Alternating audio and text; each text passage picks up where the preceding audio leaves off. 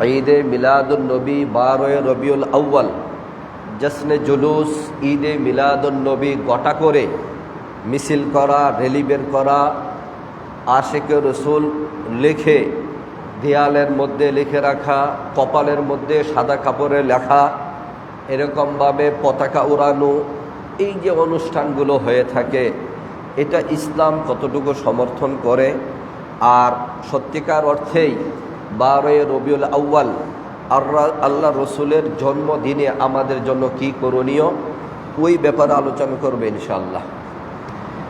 একটা মাসালা এখন জেহনে চলে আসছে, এই জন্য এখনই বলতে হচ্ছে। সেটা হলো, আপনি অনেকটা পার হয়ে সামনে আসছেন। এই যে ভাই, আপনি শুক্রবার দিন এটা সম্পূর্ণ হারাম। এখানে যিনারা কাতারে বসছেন মোটামুটি পুরা করে বসছে। নিয়ম হলো, যে পরে আসবে যেখানে জায়গা পাবে, যেই সাইজে ওই দিকে পাবে, এরকম কাতার ডিঙ্গের সামনে আসা, এটা ইসলাম সমর্থন করে না। 1। 2 নম্বর হলো, আজকে হলো মুসলমানের জন্য একটা ঈদের দিনের মতো। আজকে চাই আমার কাছে যাই সমস্ত কাপড় চোপড় আছে, আপনি কিছু মনে করবেন না, মাসালা বলতে হচ্ছে, যে কাপড় চোপড়গুলো আছে এর মধ্যে সবচেয়ে ভালো কাপড় পরে মসজিদে যাওয়া। এই যে আলহামদুলিল্লাহ প্রায় অনেকেই সুন্দর পাঞ্জাবি টুপি পরে আসছে, তো নিশ্চয়ই আপনারও পাঞ্জাবি টুপি আছে। তা শুধু গেঞ্জি পরে আপনি অফিসে যাইতে পারবেন? আপনার কোনো বড় বস, বড় সম্মানী কোনো ব্যক্তি, তার কাছে যদি যাওয়ার প্রয়োজন হয়, তাহলে শুধু গেঞ্জি পরে যাওয়া যায় না। এই জন্য আমরা চেষ্টা করব আল্লাহর ঘর মসজিদে যখন আসি, বিশেষ করে শুক্রবার দিন সবচেয়ে ভালো কাপড়টা পরে মসজিদে আসার জন্য আল্লাহ তাআলা আমাদেরকে তৌফিক দান করুন। মুহতারাম হাজিরিন, আল্লাহ রসুল এর সিরাত নিয়ে আমাদের আলোচনা করতে হবে। কেন? আমরা আল্লাহ রসুলকে ভালোবাসি। আল্লাহর রসুল আমাদের অনুসরণীয় ব্যক্তি। ওনার জীবন চরিত্রের মাঝে কেউ কোনোদিন এক জাররা পরিমাণ পদস্খলন হয়েছে বা ওনার এটা আমাদের জন্য আদর্শ নয়, এমনটা কেউ দেখাতে পারবে না। আল্লাহ রসুল সাল্লাল্লাহু আলাইহি সাল্লাম যদি কোথাও কোনো একটু হেরফের হয়েছে, আল্লাহ রাব্বুল আলামিন কোরআনে কারীমের আয়াত নাজিল করে তিনাকে শুধরিয়ে দিয়েছেন যে, হে নবী, আপনি যে সিদ্ধান্ত নিয়েছিলেন এটা আমার পছন্দ হয়নি, প্রয়োজন ছিল এটা নেওয়ার। অর্থাৎ কখনো আল্লাহ রসুল ভুল করেননি। আর কখনো যদি একটু আল্লাহর মানসা, আল্লাহর চাহিদার একটু বিরোধ হয়েছে, সাথে সাথে আল্লাহ রাব্বুল আলামিন আল্লাহ রসুলকে সতর্ক করে দিয়েছেন। যেমন বদরের যুদ্ধে বন্দীদেরকে নিয়ে কি করা হবে এমন একটা সিদ্ধান্তর ক্ষেত্রে উমর রাদিয়াল্লাহু তাআলা আনহু যে সিদ্ধান্ত দিয়েছিলেন, এটা ছিল আল্লাহর ইচ্ছা। আর আল্লাহর রসুল এবং আবু বকর যে সিদ্ধান্ত নিয়েছিলেন, এটা ছিল তাদের মানবিক দিক বিবেচনা করে আল্লাহ রাব্বুল আলামিন সতর্ক করে বলছেন, এটা আপনার হওয়া দরকার ছিল। এছাড়া আপনার কখনোই আল্লাহ রসুল কোনো ভুলের উপর রয়নি। এই জন্যই আল্লাহ রসুলের একেবারে নবুয়তের জিন্দেগির একেবারে শেষ পর্যন্ত এন্তেকাল, অর্থাৎ 40 বছর থেকে নিয়ে আল্লাহ রসুলের এন্তেকাল পর্যন্ত নবুয়তের যে 23 বছরের জিন্দেগি, এটা আমাদের জন্য অক্ষরে অক্ষরে পালন করতে হবে। এখানে কোনো পরিমাণ, কোনো এক জাররা পরিমাণ কোনো ছাড় নেই, এটা আমাদের পালন করতে হবে। মুহতারাম হাজিরিন, রবিউল আউয়াল মাস আসলেই এই ব্যাপারগুলো আমাদের মধ্যে আলোচনায় আসে। শুধু রবিউল আউয়াল মাসে আলোচনার মধ্যে ক্ষান্ত না, বরং এটা আমাদের সব সময় এই আলোচনাটা আমাদের করা দরকার। আল্লাহ রসুলের সিরাত, তিনার চরিত্র, তিনার গুণাবলী, এগুলো নিয়ে আমরা যত বেশি আলোচনা করব, আমাদের জীবনে এগুলোকে বাস্তবায়ন করা ততটা সহজ হবে। মুহতারাম হাজিরিন, একটা কথা আপনাদের জানতে হবে, আল্লাহ রসুল সাল্লাল্লাহু আলাইহি ওয়াসাল্লামের নবুয়তের আগের 40 বছর, আল্লাহ রসুল নবুয়ত প্রাপ্ত হয়েছেন কত বছরে? 40 বছরে। এরপরে বেঁচে ছিলেন 23 বছর। তো আল্লাহর রসুল নবুয়ত প্রাপ্তির আগে যে 40 বছর, এই 40 বছরের জিন্দিগি আমাদের জন্য শরীয়ত না। এটা আমাদের জন্য কি না? শরীয়ত না। আল্লাহ রসুলের 40 বছরের আদর্শ নীতিমালা, তিনার কাজ কারবার, এই সবগুলো হলো তিনি যে পরবর্তীতে নবী হবেন তার জন্য দলিল। আমার কথাটা খুব খেয়াল করে মনে রাখবেন যে আল্লাহ রসুলের প্রথম 40 বছরের যে আমল ছিল, এগুলো শরীয়তের দলিল নয়, বরং এগুলো হলো নবুয়তের দলিল। আল্লাহ যে পরবর্তীতে নবী হবেন তার দলিল। আর নবুয়ত প্রাপ্তির পরে যে 23 বছর, এই 23 বছর তিনার জিন্দগিটাকে বলা হয় আমাদের জন্য শরীয়ত। তিনি যা বলছেন, যা করতে বলছেন, যা নিষেধ করছেন, এই সবগুলো আমাদের জন্য মানা ফরজ, এগুলো আমাদের মানতে হবে। মুহতারাম হাজিরিন, যখন এই শরীয়তের কথা বলছি তখনই আমগর বর্তমান প্রেক্ষাপটে রাজনীতির একটা অবস্থা মনে হয়ে গেল। আমাদের এদেশে স্বৈর শাসকের পতন হয়েছে, কিন্তু এদের অনুসারী, এদের পেতাত্তা এখনো রয়ে গেছে। এদের থেকে তারা শিক্ষা নেয় নাই। তারা বলে কি, বলে আমরা শরিয়া আইন মানি না। আপনারা শুনছেন না এই কথা? আমরা কি মানি না? শরিয়া আইন মানি না। খুব ভালো করে বুঝবেন কথাটা। কথাটা তো 3 বাক্যের, আমরা শরিয়া আইন মানি না, মানে 3 বা 4টা বাক্য এখানে আছে ছোট ছোট করে। কিন্তু এই কথাটার পাওয়ার কত জানেন? আপনাকে মুসলমান থেকে কাফের বানিয়ে দিবে, আপনার বিবি তালাক হয়ে যাবে, মুসলমানের গুরুস্থানে আপনার দাফন হবে না। মুহতারাম হাজিরিন, কেন এটা? কেন এটা? যে যদি কোনো ব্যক্তি বলে যে আমি শরিয়া আইন মানি না, এই কথাটা যদি দিল থেকে বলে কেউ, তাহলে অবশ্যই কাফের হয়ে যাবে। আর যদি দিল থেকে নয়, এমনিতেই জবান থেকে আসছে, বলে ফেলছে, কিন্তু মনে মনে তওবা করতেছে, আমি তো আমার রাজনৈতিক স্বার্থ হাসিলের জন্য আমি এই কথাটা বলছি, পশ্চিমাদেরকে খুশি করার জন্য, র এর দালালদেরকে খুশি করার জন্য, মুসাদের দালালদেরকে খুশি করার জন্য, এটা আমার রাজনৈতিক বক্তব্য, এটা আমার দিলের বক্তব্য না, তাহলে সে মানে কি বলে যে বিতর্কতভাবে সে মুসলমান থাকবে, বাহ্যিকভাবে সে কাফের হয়ে যাবে। মুহতারাম হাজিরিন, কেন এমন জটিল কথাটা? আচ্ছা বলেন, যে আমি যদি, আল্লাহ মাফ করুক, যেই ব্যক্তি বলছে যে আমি শরীয়ত মানি না, শরিয়া আইন মানি না, যদি কোনো ব্যক্তি বলে যে আমি শরিয়া আইন মানি না, তাহলে সে তার বাবা মার গর্তে জন্ম নিয়েছে। শরীয়তের আইন হলো মুসলমান অপরিচিত কোনো নারীর সাথে মিলতে হলে শরীয়ত কর্তৃক নিয়ম হলো তাদের ইজাব কবুল করতে হবে। ঠিক কিনা বলুন? ইজাব কবুল করতে হবে। এখন যদি ইজাব কবুল না হয়, তাহলে কি তারা মিয়া বিবি হবে? ইজাব কবুল করাটা এটা কিসের বিধান? শরীয়তের বিধান। ইজাব কবুল করাটা কিসের বিধান? শরীয়তের বিধান। এখন যদি কেউ বলে যে শরীয়ত মানে না, তাহলে তার বাবা মার যে বিয়ে শাদী হয়েছে এটা কি ঠিক থাকবে? সে যে বিয়ে শাদী করছে এটা ঠিক থাকবে? যতই নামাজ কালাম পড়ুক, প্রয়োজনে টুপি মাথায় দিয়া জানাজার মধ্যে উজু ছাড়া আগা উপস্থিত হয়ে যাক, কেউ তো আর দেখা নাই উজু করছে কিনা, টুপি একটা মাথায় দিয়া রাখবে, অনেক দিন ভাস পড়তে পড়তে কালো ময়লা হয়ে গেছে গা, লম্বা একটা মাথা দিয়া বসে ময়লা হয়ে বসে আছে, এমন যতই পড়ুক, তার কি মুসলমান থাকবে? এই জন্য মুহতারাম হাজিরিন, আল্লাহ রসুলের 23 বছরের জিন্দেগি এটা আমাদের জন্য শরীয়ত, এটাকে পুঙ্খানু মানতে হবে। আমি আপনি যদি মানতে না পারি, আল্লাহর কাছে তওবা করতে হবে।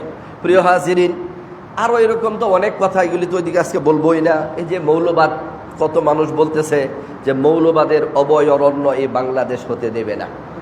এটাতে কোন বিবেক থেকে বলছে সেই জানে। কারণ আপনার শহীদ প্রেসিডেন্ট জিয়াউর রহমান সাহেব, তিনি যখন দল গঠন করে, সংবিধানের মধ্যে বিসমিল্লাহ লেখা ছিল না, তিনি বিসমিল্লাহ লেখছেন। আল্লাহর উপর পরিপূর্ণ আস্থা আর বিশ্বাস, এটা তিনি লেখছেন। এরপরে ধর্ম নিরপেক্ষ মতবাদকে তিনি বাতিল করে দিয়েছেন। অর্থাৎ এটা ইসলামের উপর একটা ভিত্তি ছিল। এখন কোনো ব্যক্তি যদি বলে যে আমরা মৌলবাদ মানি না, তাহলে তোমরা মানো কোনটা বলতে হবে, তোমরা মানো কোনটা বলতে হবে। যাই হোক মুহতারাম হাজিরিন, আমাদের এদেশের ইতিহাস হলো যে রাজনীতি করুক না কেন, যদি আলেম উলামা আর মুসলমানের বিরুদ্ধে কেউ বলে, তার পতন অনিবার্য। ঠিক কিনা বলুন? কেউ যদি ইসলাম আর মুসলমানদের বিরুদ্ধে বলে, তার পতন অনিবার্য। যেমন ছিল লতিফ সিদ্দিকী, অপতন হয়েছে না? গতকালকে দেখলাম কট খাইছে আবার। যাই হোক, আরেকজন কানকাটা ফজলু, ডিগবাজি, যাকে বলা হয় ডিগবাজি নেতা, এক সময় করে একদল সুবিধা যেন আরেক দলের মধ্যে আসে, আবার আরেক দলের মধ্যে যায়, এর পতন অনিবার্য। কেন? সে পরিষ্কার করে বলে, হ্যাঁ মা বোনদেরকে বলতেছি, মৌলবাদীদের আপনারা ওদের সন্তান আপনাদের পেটের মধ্যে নিবেন না, নাউজুবিল্লাহ। বলো মৌলবীদের সন্তান আপনারা পেটের মধ্যে নিবেন না। বলে এদের তো অবস্থা হলো যে এরা 500 টাকার এক খাটাজা দিলে দুয়া ঘুরাইয়া ফেলা, নাউজুবিল্লাহ। একেবারে হামভাবে উলামা একরামদেরকে এরকমভাবে তুচ্ছ তাচ্ছিল্য করা। হাদিসে পাকের মধ্যে আসছে, মান আদালি ওয়ালিয়ান ফাকাদ আদানতুহু বিল হারবি। আল্লাহ রাসূল ঘোষণা করেছেন, যেই ব্যক্তি আমার বন্ধুদের সাথে বিরোধিতা করবে, আমি আল্লাহ তাআলা তার বিরুদ্ধে যুদ্ধ ঘোষণা করলাম। আল্লাহর সাথে যুদ্ধ করে মোকাবেলা করার ক্ষমতা কারো আছে? তার প্রমাণ হলো কট খেয়ে গেছে গা, দল থেকে বহিষ্কার হবে, রাস্তাঘাটে আর নিরাপদে মুসলমানের মাঝে চলতে পারবে না। তুমি এদেশের মধ্যে এখনো মানুষ উলামা একরাম থেকে হৃদয় থেকে ভালোবাসে, মন থেকে শ্রদ্ধা করে, উলামা একরামের পাশে মানুষ আছে। কাজে তোমরা যদি উলামা একরামের বিরুদ্ধে বলো, উলামা একরামকে মানুষ ছেড়ে যাবে না, তোমাদেরকে ডাস্টবিনে নিক্ষেপ করবে। মুহতারাম হাজিরিন, আল্লাহ রসুলের আদর্শ মানতে হবে। সময়টা খুব বেশি কুলাই না, আল্লাহ যদি আমাকে তৌফিক দেয়, বর্তমান প্রেক্ষাপটে আসলে আলোচনা দরকার ছিল আমাদের নবী রাষ্ট্রনায়ক হিসেবে কেমন ছিলেন, রাজনীতিবিদ হিসেবে তিনি কেমন ছিলেন, কি ছিল তিনার আদর্শ, এটা আলোচনা দরকার আগে। তো যাই হোক, সময় আছে। আমি আজকে শুধু ঈদে মিলাদুন নবী এটা জায়েজ কিনা, কারণ আগামী শুক্রবার বসে 12 রবিউল আউয়াল। যখন আপনারা আসবেন তখন সকাল থেকেই 12 রবিউল আউয়ালের বেদাত পার্টিরা এটা শুরু করে দিবে, যে কারণে আজকে আলোচনা করতে হবে।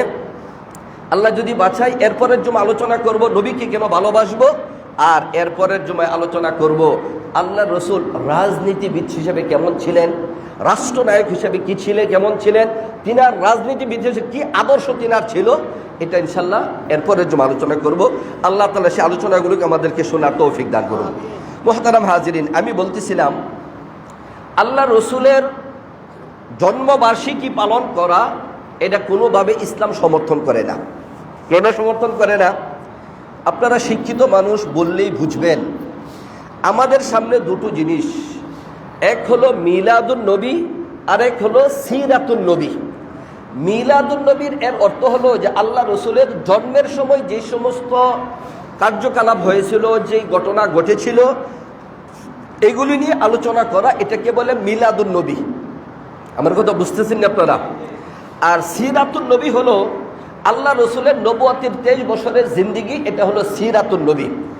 খুব ভালো করে মনে রাখবেন, আমি যদি নবীর সিরাত নিয়ে আলোচনা করি, এখানে রসুলের জন্মদিন আসবে, রসুলের শিশুকাল আসবে, কৈশোর আসবে, যৌবন আসবে, নবুয়তের জিন্দিগি সবগুলো আলোচনায় চলে আসবে। আর যদি আমি মিলাদুন নবী নিয়ে আলোচনা করি, তাহলে শুধু আল্লাহ রসুলের জন্মের সময় যে সমস্ত ঘটনা ঘটেছিল এইগুলো আলোচনা করা যাবে, আল্লাহ রসুলের বাকি জিন্দিগির কথা ওই আলোচনায় আসবে না। তাহলে আমরা মিলাদুন নবী মানবো না সিরাতুন নবী মানবো? নিশ্চয়ই আপনাদের কাছে কথা বুঝে আসছে যে আমরা সিরাতুন নবী মানতে হবে। প্রিয় হাজিরিন, আমরা সিরাতুন নবী নিয়ে কেন আলোচনা করব? এর কারণ হলো, যখন আল্লাহ রসুলের আদর্শ, তিনার সুন্নত, তিনি বাবা হিসাবে কেমন ছিলেন, বন্ধু হিসাবে কেমন ছিলেন, স্বামী হিসাবে কেমন ছিলেন, রাষ্ট্রনায়ক হিসাবে কেমন ছিলেন, এই সিরাতগুলো নিয়ে আমরা একটা একটা চুলচেরা আলোচনা করব। স্বাভাবিক মতে আমাদের জীবনেও, আমাদের মনের মাঝেও আগ্রহ জাগবে, আমরা নবীজির সুন্নত আদর্শ আমাদের জীবনেও বাস্তবায়ন করি। কারণ আল্লাহ রসুলের সুন্নত আমাদের জীবনে বাস্তবায়ন করা ছাড়া কখনো জীবনে শান্তি আসতে পারে না। আল্লাহ রসুলের সুন্নত আমার ব্যক্তি, আমার পরিবার, আমার সমাজ, আমার রাষ্ট্র যদি এই ইসলামী আপনার এই সিরাত আল্লাহ রসুলের এই জীবনী বাস্তবায়ন না হয়, তাহলে কখনো ওই জায়গায় শান্তি আসতে পারে না। যে কারণে আমাদের উপর দায়িত্ব হলো সিরাতুন নবী নিয়ে আলোচনা করা। প্রিয় হাজিরিন, আমাদের সিরাতুন নবীর যে ঘটনাটা, এটা একদিনকার ঘটনা। প্রিয় হাজিরিন, আর সিরাতুন নবীর মৌলুদুন নবী হলো একদিনের ঘটনা, সিরাতুন নবী হলো বাকি জিন্দিগির ঘটনা। আমরা যে সিরাত মৌলুদুন নবী যদি আলোচনা করি, তাহলে এটার কোনো সার্থকতা, এখান থেকে কোনো কিছু বের করে আনা সম্ভব নয়। কেন সম্ভব নয়? এক নাম্বার হলো, আপনি বলুন, আমি যখন মিলাদুন নবী নিয়ে আলোচনা করব, তখন দুটো বিষয় আমার সামনে। এক হলো আল্লাহ রসুল কোন স্থানে জন্মগ্রহণ করছেন, দ্বিতীয় নাম্বার বিষয় হলো কোন সময় তিনি জন্মগ্রহণ করছেন। মুহতারাম হাজিরিন, ইতিহাস এটাই লেখে আল্লাহ রসুল সাল্লাল্লাহু আলাইহি সাল্লাম মক্কা নগরীতে কুরাইশ বংশে হাশিমি গোত্রে আমেনার ঘরে আল্লাহ রসুল জন্মগ্রহণ করেন।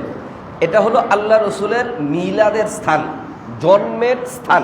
প্রিয় হাজিরিন, আল্লাহ রসুলের জন্মের সময় কি বলে এটা নিয়ে বিশদ একতলাফ আছে। আল্লাহ রসুল কত তারিখে কখন কোন জায়গায় কখন জন্মগ্রহণ করেছেন এটা নিয়ে বিশদ একতলাফ আছে। তো একতলাফের এইটুকু নিশ্চিত যে হস্তি বাহিনী আবরাহা বাদশাহ হাতিকে নিয়ে যে কাবা ধ্বংস করার জন্য আসছিল, এই ঘটনার পরে যাই আল্লাহ রসুলের জন্ম হয়েছে। মোহতারাম হাজিরিন, অধিকাংশ ইতিহাসবিদরা বলেন যে আল্লাহ রসুল সাল্লাল্লাহু সাল্লাম 22 এপ্রিল 571 খ্রিস্টাব্দে 22 এপ্রিল 571 খ্রিস্টাব্দে আল্লাহ রসুল জন্মগ্রহণ করেন। এখন এই যে 22 এপ্রিল রবিউল আউয়ালের কত তারিখ ছিল, 22 এপ্রিল রবিউল আউয়ালের কত তারিখ ছিল, এ নিয়ে ইতিহাসবিদদের অনেক ইখতিলাফ রয়েছে। কেউ বলেন ওই দিনকার তারিখ ছিল 9 রবিউল আউয়াল, কেউ বলেন 10 রবিউল আউয়াল, কেউ বলেন 12 রবিউল আউয়াল। মুহতারাম হাজিরিন, তো এই যে 9, 10, 12 যে কয়েকটা কোণ রয়েছে, এখন আপনি যদি আল্লাহ রসুলের জন্মবার্ষিকী পালন করেন, মিলাদুন নবী পালন করেন, আপনি কোন তারিখে করবেন? 9 তারিখে, 10 তারিখে, 12 তারিখে, কোন তারিখে করবেন এটা সুনিশ্চিত না উনি কত তারিখে জন্ম নিয়েছে। 1, 2 নম্বর হলো জন্মবার্ষিকী পালন করা এটা একটা অবান্তর বিষয়। কেমন অবান্তর বিষয়? আপনি হিসাব করে দেখবেন, আপনার জন্ম তারিখ যদি মিলে দিন মিলবে না, দিন যদি মিলে তারিখ মিলবে না, ঠিক কিনা বলুন? যেমন আল্লাহ রসুলের জন্ম তারিখ 12 রবিউল আউয়াল ধরে যারা অনুষ্ঠান করে, আগামী শুক্রবার হলো আল্লাহ মিলাদুন নবী পড়ে, তাদের হিসাব মতে আগামী শুক্রবার 12 রবিউল আউয়াল মিলাদুন নবী পড়ে, অথচ আল্লাহ রসুল সোমবার দিন জন্মগ্রহণ করছেন। এই ব্যাপারে তেমন কোনো ইখতিলাফ নেই, এই ব্যাপারে কি নাই, তেমন কোনো ইখতিলাফ নাই। তাহলে আপনি যদি আল্লাহ রসুলের জন্মবার্ষিকী পালন করতে চান, তাহলে তো আপনি সোমবার দিন করতে হবে। আর এইবার যখন সোমবার দিন করবেন, হয় শুক্রবারের আগে সোমবার করবেন অথবা শুক্রবারের পরে সোমবার করবেন, কোনো সোমবারই 12 রবিউল আউয়াল মিলবে না, ঠিক কিনা বলুন? অতএব এটা একটা অবান্তর বিষয় 12 রবিউল আউয়াল আল্লাহ রসুলের জন্মবার্ষিকী পালন করা। মুহতারাম হাজিরিন, আল্লাহ রসুলের জন্মের সময় যে সমস্ত ঘটনা ঘটেছে এগুলো আমাদের জীবনে বাস্তবায়ন করা সম্ভব নয়। যে কারণে আল্লাহ রসুলের জন্মবার্ষিকী, মিলাদ, তিনার জন্মের কথাগুলো আলোচনা করা যায়, মানা যায় না, অনুসরণ করা যায় না, অনুকরণ করা যায় না। কথা বুঝে আসছে আপনাদের? আল্লাহ রসুলের জন্মবার্ষিকী এটা আলোচনার বিষয়, এটা মানা যায় না, অনুসরণ করা যায় না, অনুকরণ করা যায় না। এটা যা আপনি আলোচনা করতে পারবেন, আলোচনা করলে আপনার নফল সওয়াব হবে, নফল সওয়াব হবে, কিন্তু ওই দিন আপনার এমন কোনো অনুষ্ঠান করতেই হবে, এটাকে বাধ্যতামূলক করে নেওয়া ইসলামের মধ্যে বেদাত। আর এমন বেদাত যে করবে তার ঠিকানা হবে জাহান্নাম। কথা বুঝে আসছে? মান আহদাসা ফি আমরিনা মা লাইসা মিনহু ফাহুয়া রাদ্দুন। আরো হাদিস আছে যেগুলোর মধ্যে কুল্লু বিদআতিন দালালা ওয়া কুল্লু দালালাতিন ফিন্নার। প্রত্যেক নতুন বেদাত পথভ্রষ্টতা, আর প্রত্যেক পথভ্রষ্ট সে জাহান্নামের মধ্যে চলে যাবে।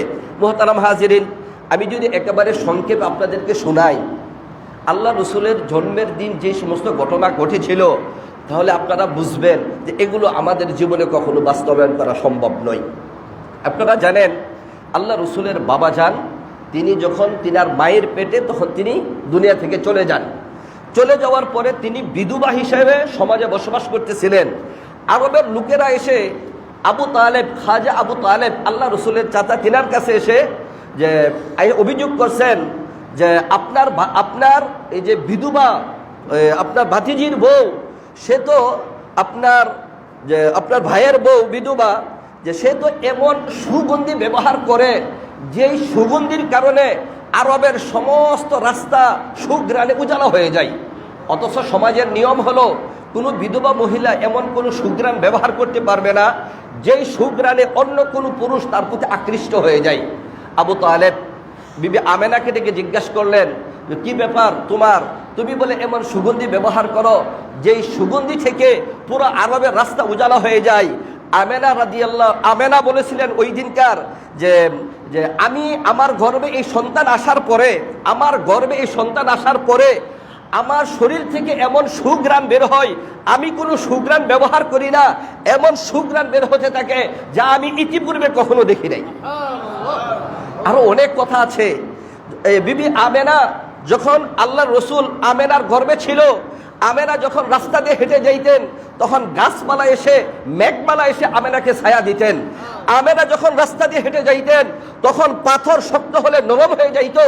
আমেনা যখন এরকম ভাবে রাস্তা দিয়ে হেঁটে পানির জন্য যাইতেন, পানির জন্য যাওয়ার পরে ওই কূপের পানি থাকতো নিচে।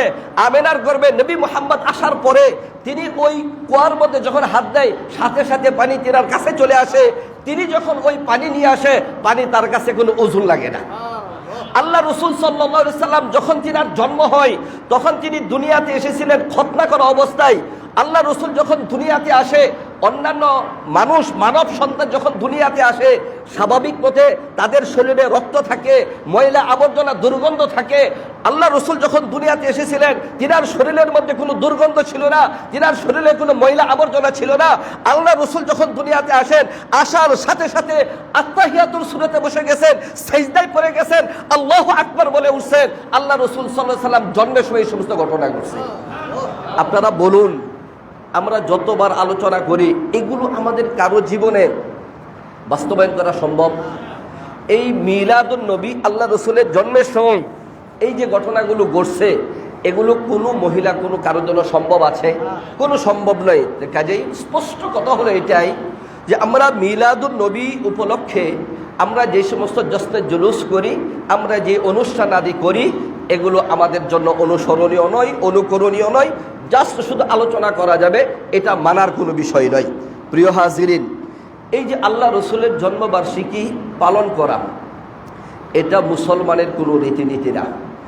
যে আপনার এটা হলো ইহুদি এবং নাসারা এদের আচরণ কেমন।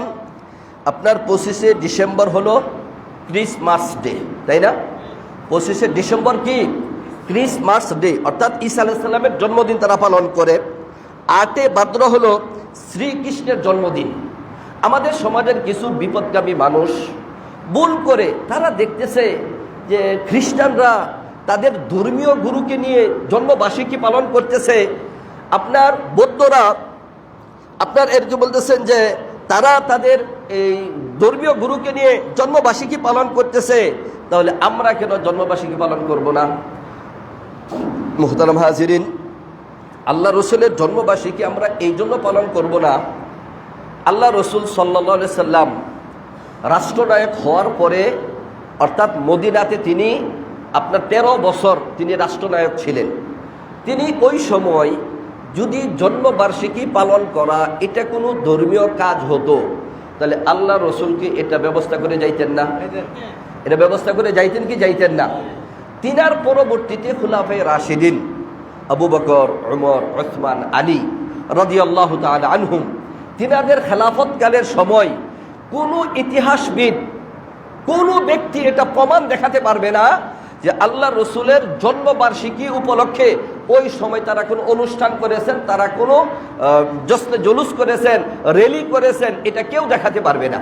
মুহতারাম হাজিরিন, বাস্তবতায় যদি এটা হয় যে আল্লাহ রসুল তিনার জীবদ্দশা এটা পালন করেন নাই, সাহাবা আজমাইন তার জীবদ্দশা এটা পালন করেন নাই, খুলাফায়ে রাশিদিন তাদের খেলাফতকালে এটা পালন করেন নাই, তাহলে আমরা এত বড় আল্লাহ রসুলের আশেক হয়ে গেলাম, আমরা সেটা পালন করা শুরু করলাম। এটা সম্পূর্ণ ইসলামের মধ্যে নতুন। আল ইয়াউমা আকমালতু লাকুম দীনাকুম ওয়া আতমামতু আলাইকুম নি'মাতি ওয়া রাদিতু লাকুমুল ইসলাম দীনা। স্পষ্ট আয়াত, আল্লাহ তাআলা আমাদের জন্য দিনকে পরিপূর্ণ করে দিয়েছেন। মুহতারাম হাজিরিন, অতএব যদি কোনো ব্যক্তি আজকে 12 রবিউল আউয়াল আল্লাহ রসুলের জন্মবার্ষিকী উপলক্ষে কোনো নতুন কিছু ইসলামের মধ্যে সূচনা করে, তার অর্থ হলো কোরআনে কারিমের এই আয়াতকে স্পষ্টভাবে সে অস্বীকার করতেছে। তারা তো মনে করতেছে আরে আমরা আশিকে রাসূল, ইশকে রাসূলের নামে আমরা কত কিছু করতেছি, রাসূলকে ভালোবাসি, আর কি বলে এটা বলে ইসলাম থেকে বের হয়ে যাবে। আল ইয়াউমা আকমালতু লাকুম দীনাকুম ওয়া আতমামতু আলাইকুম নি'মাতি ওয়া রাদিতু লাকুমুল ইসলাম দীনা। এই আয়াতের মাধ্যমে এটাই প্রমাণ হয় যে এরকম কোনো কিছু ইসলামের মধ্যে সমর্থন করে না, করাও যাবে না। প্রশ্ন হলো আল্লাহ রসুলের জমানায় ছিল না, সাহাবাদের জমানা ছিল না, খোলাফায়ে রাশিদিনের জমানায় ছিল না, তাহলে এটা আসলো কোত্থেকে? এটা কে সূচনা করলো? মুহতারাম হাজিরিন, আমি যে ইতিহাস এখন আপনাদেরকে বলবো, কোনো ইতিহাসবিদ এই কথাটাকে মিথ্যা বলার কোনো সুযোগ নেই, কোনো ইতিহাসবিদ এই কথাটাকে অস্বীকার করার সুযোগ নেই। সেই কথাটা কি? হিজরির 604 খ্রিস্টাব্দে, হিজরি সনে 604 হিজরি সনে, 604 হিজরি সনে, আমার কথাটা বুঝে আসছে আপনাদের? হিজরি আল্লাহ রসুল যেই দিন মক্কা থেকে মদিনা গেছিলেন, এর থেকে 604 বছর পরে, কত বছর পরে? 604 বছর পরে, 6 শতাব্দী অতিবাহিত হয়ে গেছে, 6 শতাব্দী চলে গেছে। এরপরে যাইয়া সাইরা আপনার ইরাকের মুসুল শহরের মধ্যে আবু সাঈদ মুজাফফর কাকাবরি, যার এন্তেকাল হয়েছিল 630 হিজরিতে, তার নেতৃত্বে আবু তালেব ওমর ইবনে দাহা, এক মৌলবীর মাধ্যমে তারা এই দুনিয়ার মধ্যে সর্বপ্রথম মিলাদুন নবীর অনুষ্ঠান সূচনা করে। তারা মিলাদুন নবীর অনুষ্ঠান কি করে? সূচনা করে। মুহতারাম হাজিরিন, ওই মিলাদুন নবী যখন তারা করে, তখনকার সময়ে 3000 দিনারের অধিক তারা আপনার ওই সময় খরচ করত। তাদের উদ্দেশ্য ছিল আল্লাহ রসুলের মহব্বত জাহের করা, এটা একটা নেকের কাজ বলে করতে থাকা। মুহতারাম হাজিরিন, পরবর্তীতে দেখা গেছে তাদের ইন্তেকালের পরে যাইয়া এমন একটা অবস্থা হয়েছে যে তারা ওইটাকে আর শুধু ওই আলোচনার মধ্যে সীমাবদ্ধ রাখে নাই, এমন সব কার্যকলাপ করতেছে যা ইসলাম কোনোটা সমর্থন করে না। আপনারা বলুন, যদি ব্যাপারটা এমনই হয় যে আল্লাহ রসুলের হিজরতের 604 বছর পরে এটা সূচনা হয়, তাহলে কোনো মুসলমান মানতে পারে? কোনো মুসলমান মানতে পারে না। মুহতারাম হাজিরিন, আমাদের এদেশের মধ্যে 1974 সনে, স্বাধীনতার আগে আমাদের এদেশের মধ্যে এর কোনো সূচনা ছিল না। 1974 সালে পাকিস্তান থেকে আগত তৈয়ব শাহ চট্টগ্রামে এসে প্রথম এর সূচনা করেন। প্রিয় হাজিরিন, এরপর থেকে আমাদের এদেশের মধ্যে একটু একটু করে এটা পালন করা শুরু হয়। আমাদের সমাজের একটা অবস্থা হলো, যেই জিনিস থেকে মানুষকে নিষেধ করা হয় এটা আরও বেশি তারা পালন করার চেষ্টা করে। মুহতারাম হাজিরিন, যুক্তিভিত্তিক কিছু কথা হলো এই যে আল্লাহ রসুল তিনার জন্মবার্ষিকীর সময় কি করতেন, এমন কোনো দলিল, এমন কোনো রেওয়ায়াত আছে কিনা ইসলামের মধ্যে? হ্যাঁ, আছে। আল্লাহ রসুল প্রতি সোমবার রোজা রাখতেন। আল্লাহ রসুলকে জিজ্ঞাসা করা হলো, ইয়া রাসূল আল্লাহ, আপনি প্রতি সোমবার দিন কেন রোজা রাখেন? আল্লাহ রসুল বললেন, এই দিন আমার জন্ম হয়েছে, এই দিন আমি নবুয়ত প্রাপ্ত হয়েছি, এই যে আমি মক্কা থেকে মদিনায় হিজরত করে এসেছি, আরও এরকম পরবর্তীতে গেছে, এই দিনে আল্লাহ তাআলা হুজুরকে দুনিয়া থেকে তুলে নিয়ে গেছে। এবং আরেকটা কারণ আছে, সোমবার দিন কেন রোজা রাখেন? সোমবার দিন বান্দার নেক আমল আল্লাহর দরবারে উপস্থিত হয়। আল্লাহ রসুল বললেন, আমি চাই আমার নেক আমলগুলো আল্লাহর দরবারে উপস্থিত হোক এমন অবস্থায় যে আমি রোজাদার। মুহতারাম হাজিরিন, আপনারা বলুন যে আল্লাহ রসুল প্রতি সোমবার দিন রোজা রাখতেন, এর একটা কারণ কি? ওই দিন তার হুজুরের জন্ম হয়েছিল। তাহলে হুজুর সাল্লাল্লাহু আলাইহি সাল্লাম জন্মদিন পালন করতেন, এটা কি বার্ষিক, মাসিক না সাপ্তাহিক? কথা বলুন। আল্লাহ রসুল যে জন্মদিন পালন করতেন, এটা কি বাৎসরিক ছিল, মাসিক ছিল না সাপ্তাহিক ছিল? সাপ্তাহিক ছিল। তাহলে তোমরা যারা আশিকে রসুল হয়ে আল্লাহ রসুলের জন্মদিন পালন করো, তাহলে তোমাদের উপর দায়িত্ব হলো যে তোমাদের জন্য যদি জন্মবার্ষিকী পালন করতে হয়, তাহলে সাপ্তাহিক জন্মবার্ষিকী পালন করতে হবে। পুরা বছর নবীজির কোনো সুন্নতের আমলের খবর নেই, পুরা বছর নবীজির সিরাত নিয়ে কোনো আলোচনা করো না। নবীর খতমে নবুয়ত নিয়ে কাদিয়ানী সম্প্রদায় এরা টানাটানি করতেছে, এদের বিরুদ্ধে কিছু বলো না। ব্লগাররা আল্লাহ রসুলের চরিত্র নিয়ে কথা বলতেছে, ওইখানে কিছু বলো না। রাষ্ট্রীয় আইনের মধ্যে আল্লাহ রসুলের আদর্শ বাস্তবায়ন হচ্ছে না, ওইখানে কিছু বলো না। আর বছরে একদিন মাত্র জন্মবার্ষিকী পালন করে আশিকে রসুলের প্রমাণ দিয়ে দিবা। এটা একেবারেই অবান্তর। এটা কেমন অবান্তর? যেই সমস্ত ব্যক্তিরা এই যে বৎসরে একদিন আশিকে রসুলের দাবি করে জন্মবার্ষিকী পালন করে, কিয়ামতের ময়দানে আল্লাহ রসুলের হাতে থাকবে হাউজে কাউসারের পানি। আল্লাহ রসুলের হাউজে কাউসার পানি আল্লাহ রসুলের হাতে থাকবে। যেই ব্যক্তি আল্লাহ রসুলের হাত থেকে একবার হাউজে কাউসারে পানি পান করবে আর তার তৃষ্ণা হবে না, ওই দিনকার কিছু উম্মত আল্লাহ রসুলের কাছে যাবে, যাইয়া সেরা পানি চাইবো, তখন আল্লাহ রসুল পানি দেওয়ার প্রস্তুতি নেবেন। এমন তো অবস্থায় ফেরেশতারা ওই সমস্ত ব্যক্তিদেরকে টেনে নিয়ে যাবেন।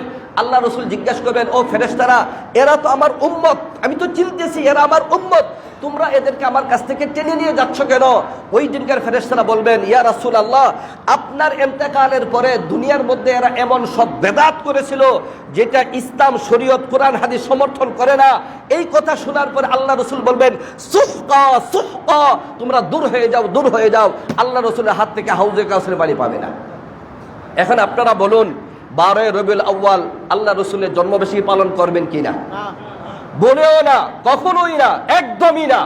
যদি আপনি করেন তাহলে এই সঠিক জিনিস জানার পরেও আপনি গুনার মাঝে লিপ্ত হয়েছেন।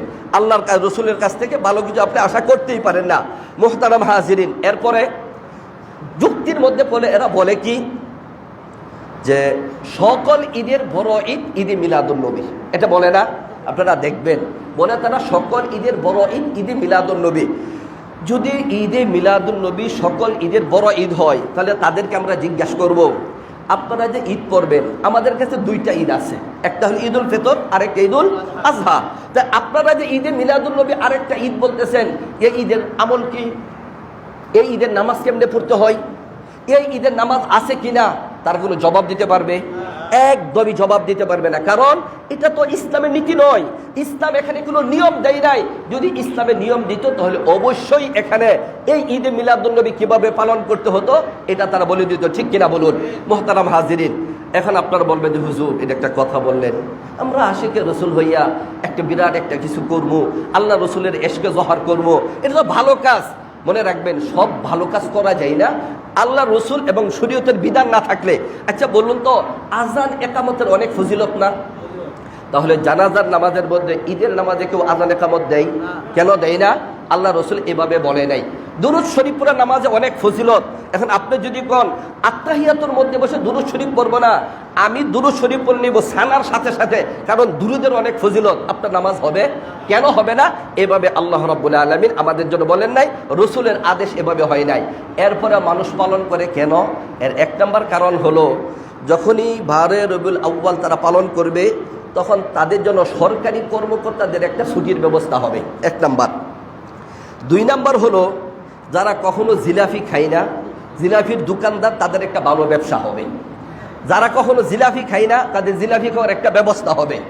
যেই সমস্ত বন্ড হুজুররা এই সমস্ত মিলাদুন নবী করে, তাদের পকেটে কিছু টাকা পয়সা আসবে। আর শয়তান খুশি হবে যে এদেরকে দিয়ে বেদাতের একটা কাজ করানো গেছে, ঠিক কিনা বলুন? অতএব মুহতারাম হাজিরিন, আপনাদের সকলের কাছে আমার আকুল আবেদন থাকবে, আমরা যদি আল্লাহ রসুলের জন্মবার্ষিকী পালন করতে চাই, সোমবার দিন রোজা রাখবো, আমরা 12 রবিউল আউয়াল কোনো অনুষ্ঠান করব না। কোথাও যদি কোনো অনুষ্ঠান হয়, আমাদের শক্তি সামর্থ্য থাকলে তাদেরকে বাধা দিব। আর কখনো ভুলেও না আমরা না আমাদের অধীনস্থ কাউকে ওই সমস্ত অনুষ্ঠানে অংশগ্রহণ করতে দেব না। আল্লাহ রাব্বুল আলামিন আমাদেরকে সেই তৌফিক দান করুন। ওয়া আখিরু দাওয়ানা আলহামদুলিল্লাহি রাব্বিল আলামিন। যারা